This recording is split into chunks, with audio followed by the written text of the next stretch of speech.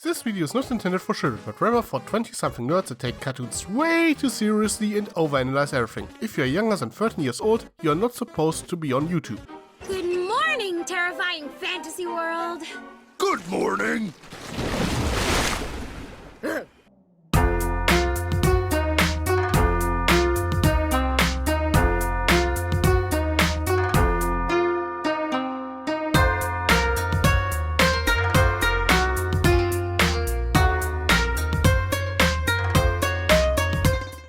Here we go again, the Owl House episode 2, Witches Before Wizards. And yeah, funny how that is, I talked in my video for the first episode how the show defied the whole Chosen One cliché, and then we get this episode right here. I've only seen places like this in my dreams. It's incredible! And I'm the only human here? Haven't seen any others. Wow. There must be a reason for that, right? Why am I here? What if I, Luz average teen, actually had a predetermined path of greatness?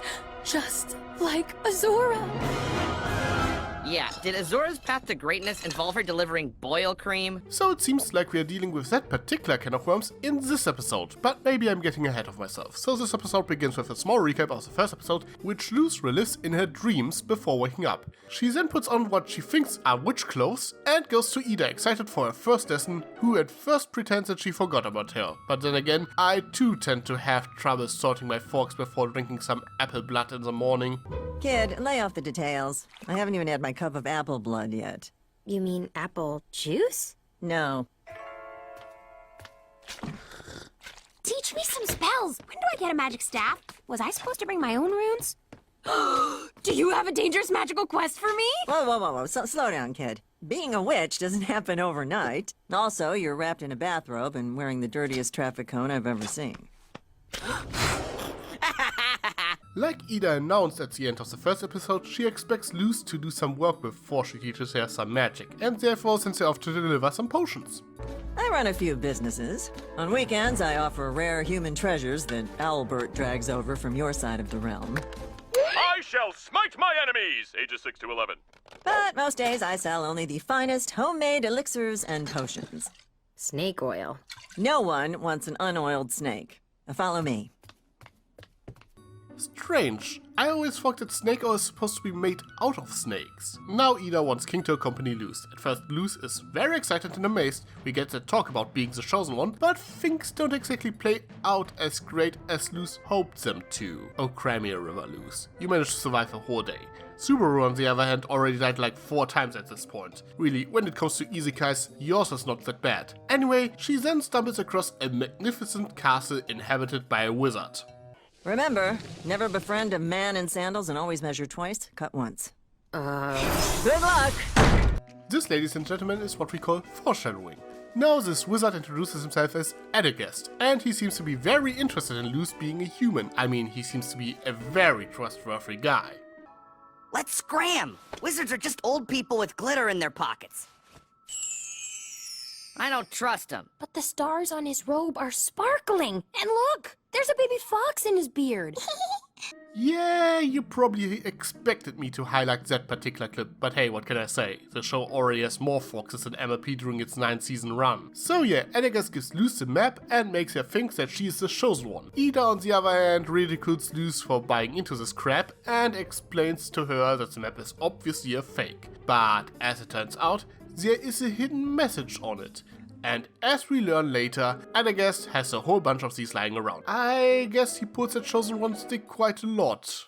So yeah, this motivates Luz to go. She does have a small moment of doubt if that was really such a great idea, but then this happens. You know, I wonder if I made the right choice by coming here. Wow.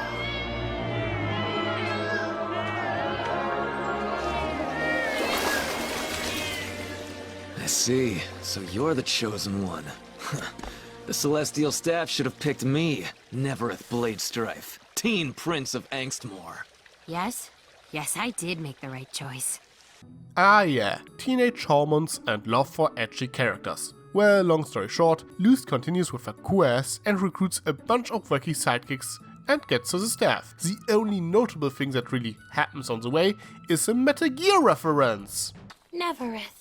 Lady Luz, do you think love can bloom on the battlefield? Ooh, this quest is questing in all the right ways. I want to ask you, do you think love can bloom, even on a battlefield? I wonder if the eye patch is coincidental or if it inspired the reference to begin with. Anyway, in the meantime, Ida notices that Luz has gone on that silly quest and she seems actually concerned. Again showing that while she might have a nasty facade, that she is actually a pretty good person and cares a lot about Luz. She and King go to the castle of the wizard, and as it turns out, it was just an illusion. Ida figures out that Adagast never was a wizard to begin with, and rather a puppeteer demon that manipulates gullible people.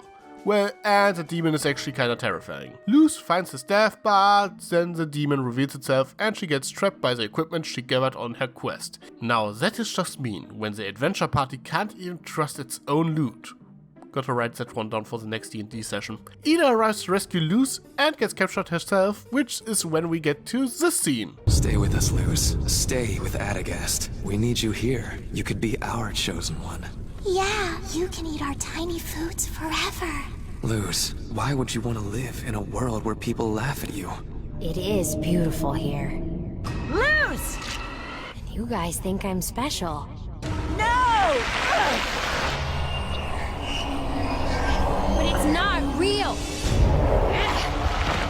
Oh boy, we got quite a bit to unpack here. The problem I have with the scene is that the demon tries to tempt Luz into doing something which she already did. While the life on the boiling isle is not quite what Luz expected, she's already living the escapist fantasy. She already ditched one world where everyone lost at her to live in a fantasy world. No, admittedly, the boiling isle is of course very real in the context of the show, but I still think that it is fair to say that she ditched her real-life responsibilities to become a witch, and I think we should stress the fact that she chose to. If she has been easy kite with no way back home, this would be a whole different matter, but she can go whenever she wants. As such, the lesson of this episode that you shouldn't live in a dream world and rather face reality feels a little bit hollow. Like the lesson of the first episode, it seems to contradict the premise of the show, at least at the first glance. With only 2 episodes, it is still a bit too early to say, but this could be very much be the theme of the show. Luz is desperately trying to look for this kind of escapism. If future episodes follow up on this theme, with the show ending with Luz accepting reality and leaving the boy Al behind, ready to face the challenges of her real life, I suppose I can give it a pass. If the show really wants to deal with the concept of escapist fantasy, I gladly commented on it. But at this point, it is rather hard to tell for sure. But at least it seems like it's going into this direction.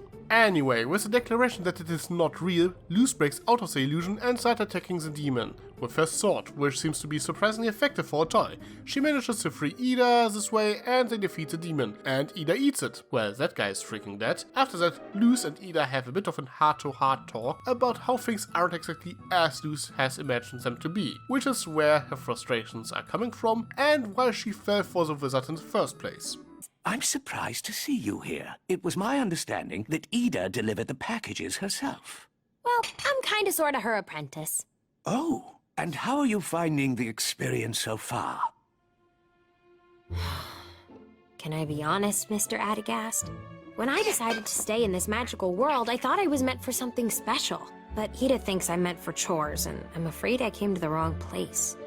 Let's talk about this for a minute. I think the show kinda messed up in that regard by making this the literal first day of Luzs Apprenticeship. Sure, it didn't exactly went smoothly, but goddammit, she hasn't even really started. I get it, she is impatient and wants to be special, but I think they sorta jumped the gun here. It would have been more effective to show a small montage of Luz doing chores for Ida over a couple of days without any magic lessons, so we can see how her frustrations pile up instead of just one errand gone wrong. Because as it is, I don't quite buy it.